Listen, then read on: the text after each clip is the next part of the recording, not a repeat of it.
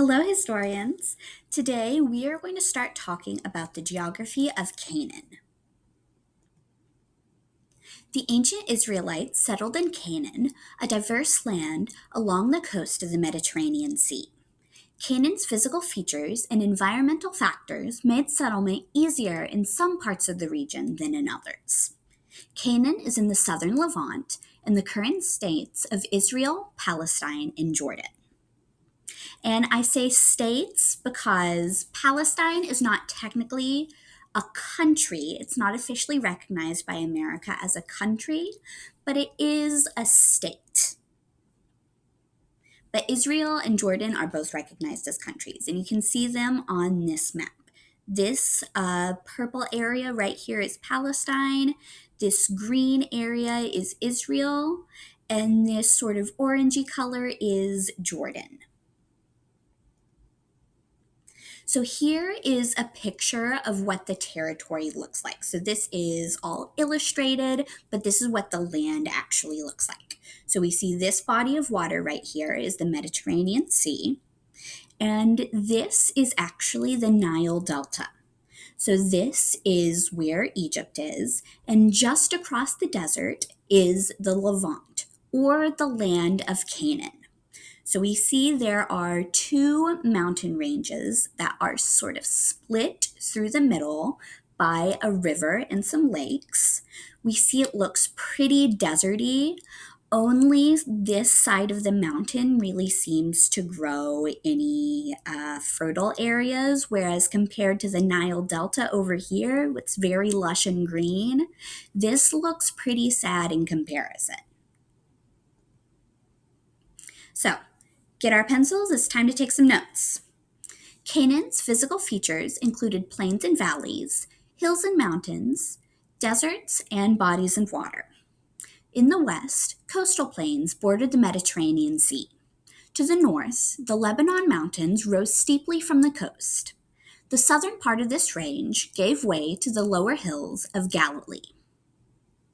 So, your blanks on this are number 1, Canaan, number 2, Mediterranean Sea, number 3, Lebanon Mountains, and number 4, Galilee.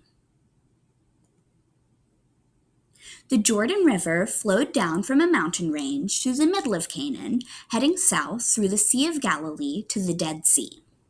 The land around the narrow river valley included hills, grassy slopes, and mountains. To the east lay the hot, dry Syrian desert. In the southwestern Canaan was the Negev desert. Rain soaked this area during the winter months, supplying the Negev with more water than most deserts receive. So number 5 is the Jordan River, number 6 is Syrian desert, and number 7 is Negev desert. You don't have to write the pronunciation, you can just write Negev. So some environmental factors and human settlement in Canaan. In Canaan, as in all ancient societies, water was a key environmental factor. In very ancient times, the wet, fertile plains near the Mediterranean Sea were farmed. The Mediterranean also enabled traders from many lands to visit Canaan.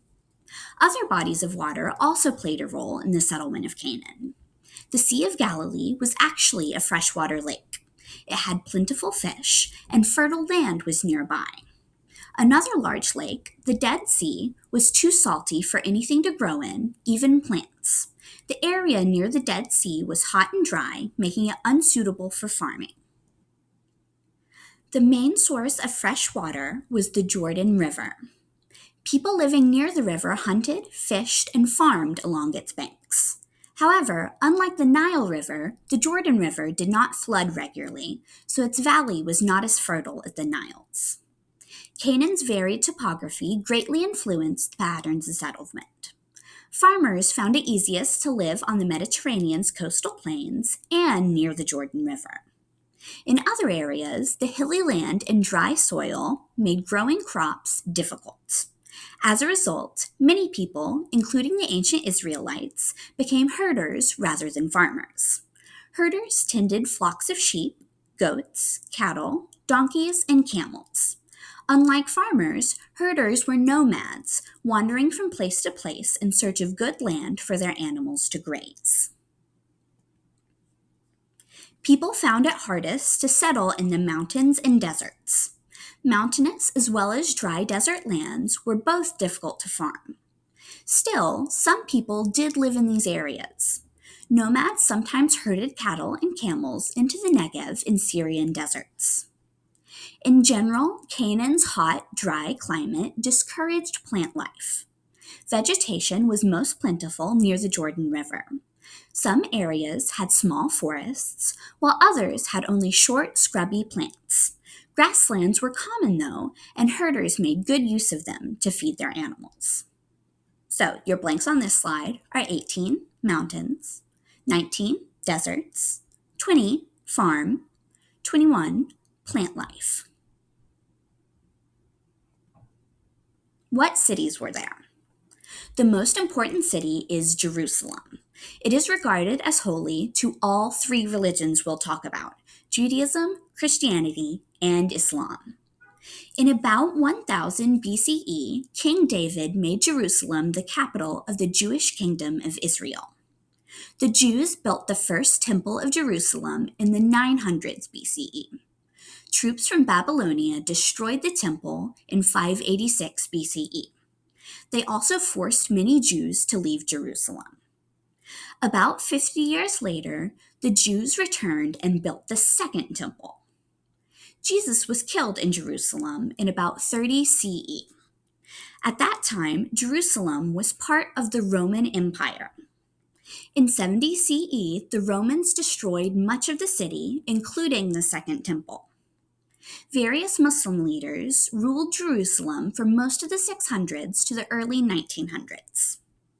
So, your blanks on this slide are 22, Jerusalem, 23, all three, 24, Israel, 25, First Temple of Jerusalem, 26, Second Temple, 27, killed, 28, Roman Empire, 29, destroyed, and 30, Muslim. And then finally, here is a map of some of these cities that we're talking about. We see Jerusalem is right here. This body of water right up here is the Sea of Galilee, and this one is the Dead Sea. So we see the majority of these cities are in this fertile area by the Mediterranean Sea, closest to the Dead Sea. And that is all that I have for this lesson. See you later, historians.